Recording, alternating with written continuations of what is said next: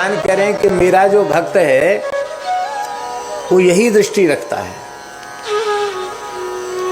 जैसे कोई बुद्धिमान मनुष्य, मस्तक की आकृति प्रकृति अलग है, उसका कार्य अलग है, हाथों की आकृति प्रकृति और उसके कार्य अलग हैं, पैरों की आकृति प्रकृति और उसके कार्य अलग हैं, अलग अलग आकार प्रकार और कार्य होने के बाद भी उनमें भेद नहीं समझता है।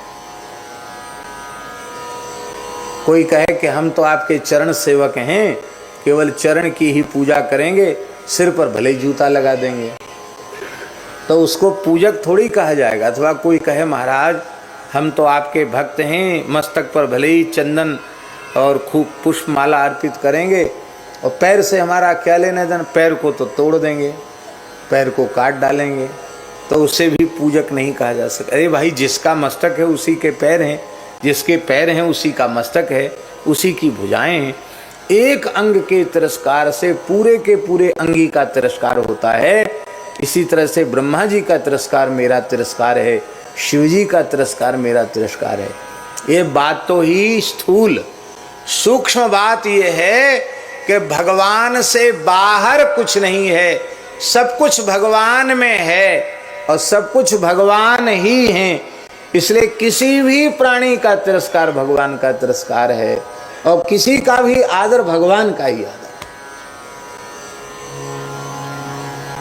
सच्ची बात तो यह है कि जड़ता हमारी बुद्धि में प्रविष्ट है, जड़ कहीं है ही नहीं, क्योंकि सच्चिदानंद परमात्मा सर्वगत सर्वरूप सर्वमय है। जैसे कपड़े में धागे के अलावा और कुछ भी नहीं है, ऐसे ही भगवान के अतिरिक्त जब कुछ भी नहीं है तो फिर उसमें भेद कहाँ रहा। इसलिए किसी का भी आदर भगवान का आदर, किसी भी प्राणी का तिरस्कार भगवान का तिरस्कार। जिसे हम जड़ कहते वो भी जड़ नहीं है, वहां भी परमात्मा है। खंभा चैतन्य है कि जड़? बोलो। लोक की दृष्टि में तो जड़ है ना खंभा।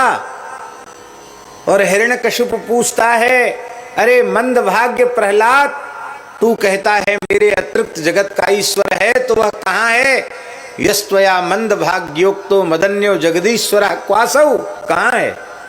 प्रहलाद जी बोलते सर्वत्र, सब जगह है। तो हिरण्यकशिपु पूछता है, कस्मात् स्तंभे न दृश्यते, खंभे में क्यों नहीं दिखाई पड़ता?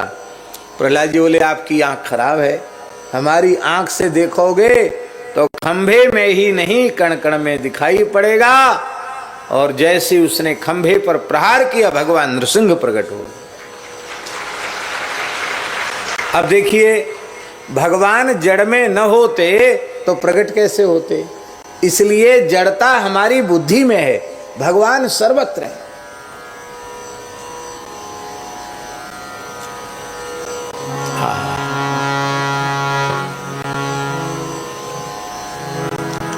जीवित के भीतर भगवान है, सत्य है। मृत के भीतर भी भगवान है। आप लोग कहेंगे बात तो बिल्कुल झूठी, मरे हुए के भीतर भगवान कहां से है? भागवत में ही प्रमाण है, ऋषियों के हुंकार से बेन की मृत्यु हो गई और उसी बेन के शरीर का मंथन किया तो भगवान पृथु का अवतार हो गया। मृतदेह से हुआ कि नहीं हुआ? बोलो। इसलिए जो भगवान का भक्त है वह किसी भी जड़ चेतन, किसी भी वस्तु व्यक्ति पदार्थ का तिरस्कार नहीं करता, सब में भगवत तत्व का अनुभव करता है। हम लोग, छोटी अवस्था थी, ज्ञान तो अब भी नहीं है, उस समय तो बिल्कुल भी व्यवहारिक बोध भी नहीं था। महाराज जी के पास, भक्तमाली जी के पास विद्यार्थी रहते थे तो खा करके जूठा बर्तन छोड़ देते और महाराज जी उधर से निकलते और किसी से पूछते नहीं कि किसने जूठा बर्तन छोड़ा है। बहुत प्रेम से उठा करके उसको मांज करके कपड़े से पोंछ के रख देते। तो हमारे यहाँ परमहंस जी रहते हैं, बहुत अच्छे संत हैं। बोले ये तो बहुत बड़ा अपराध हो रहा है, कौन कौन जूठा छोड़ जाता महाराज जी मांझते हैं। महाराज जी के पास प्रार्थना की गई, हम लोगों को बड़ा अपराध लगता है, आप जूठा बर्तन मांझ लेते हम लोगों का। अब कोई गृहस्थ भी उसमें छोड़ जाता है, उसका भी मांझ लेता है। ऐसा नहीं, कोई गृहस्थ विरक्त का भेद नहीं, किसी जाति का भी भेद नहीं। जो जूठा छोड़ गया, रख दिया, उसको मांझ दिया। महाराज जी के प्रार्थना की गई कि महाराज जी हम लोगों को दोष लगता है। महाराज जी बोले नहीं, आप लोगों को हम दोष से बचाने के लिए ऐसा करते हैं। आप लोगों को दोष लगे इसलिए हम नहीं करते हैं। क्यों? बोले तुम्हारी दृष्टि में ये जड़ पात्र हैं, पर मेरी दृष्टि में जड़ पात्र नहीं है, ये सब पार्षद हैं। भगवान की सेवा करते हैं तो, और भगवत स्वरूप वैष्णवों की, संतों की सेवा करते हो तो मेरी दृष्टि में ये जड़ नहीं है। जितनी देर यह अशुद्ध रहेंगे, अपरिमार्जित रहेंगे, उतनी देर भगवान और भगवान के भक्तों की सेवा से वंचित रहेंगे। और वंचित रहेंगे तो जो जिन्होंने उन्हें वंचित किया है उनको वो शाप देंगे। अब वो हमेशा तैयार रहेंगे सेवा के लिए, पवित्र होके, स्वच्छ होके वो आशीर्वाद देंगे। तो तुम लोगों को आशीर्वाद मिले इन बर्तनों का, इसलिए हम ऐसा करते हैं। तुम्हारा अनिष्ट हो इसलिए ऐसा नहीं करते। अब देखिए, वो बर्तन को भी जड़ नहीं मान रहे। कोई कहता महाराज जी बर्तन गायब हो जाते हैं। नहीं, गायब नहीं हो जाते हैं। ये सब भगवान के पार्षद हैं, तीर्थ यात्रा करने चले जाते हैं, घूमने फिरने चले जाते हैं, और कहीं मन लग गया वहाँ रह गए, और इच्छा हुई तो लौट के आ गए, नहीं तो जहाँ गए वहाँ चले गए। रमते राम है, क्या करना है। ये नहीं कहते कि चोरी हो गए, कोई उठा के ले गया। महात्मा थे, कोई ले जाए कमंडल भर के, दाल भर के ले गया, कोई कुछ भर के ले गया, कोई टिफिन भर के ले गया। ले तो गया, लौटाया नहीं उसने।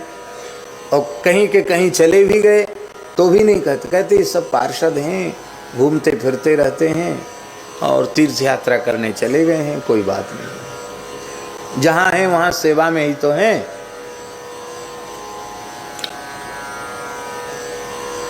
तो हम निवेदन कर रहे हैं कि ब्रह्मा जी के रूप में भी भगवान ही हैं। माने सृष्टि की उत्पत्ति के कार्य के लिए भगवान ही ब्रह्मा के रूप में है, पालन के कार्य के लिए भगवान ही विष्णु रूप में है, और संहार के कार्य के लिए भगवान ही शिव रूप में है। इस दृष्टि से विचार करें जब, तो हमको लगता है कि वाल्मीकि भी महर्षि मूल में ब्रह्मा जी हैं, और ब्रह्मा जी के मूल में भगवान हैं, इसलिए महर्षि वाल्मीकि भगवान हैं, और वो ही तुलसीदास जी के रूप में प्रकट हो रहे हैं। तो एकदम मूल तक चिंतन करेंगे तो लगता है भगवान ही तुलसीदास जी के रूप में प्रकट होकर के इतना बड़ा कार्य कर रहे हैं। तत्व की दृष्टि से भगवान ही इतना बड़ा कार्य कर सकते हैं, भगवान ही तुलसीदास जी के रूप में प्रकट होकर के कार्य कर रहे हैं।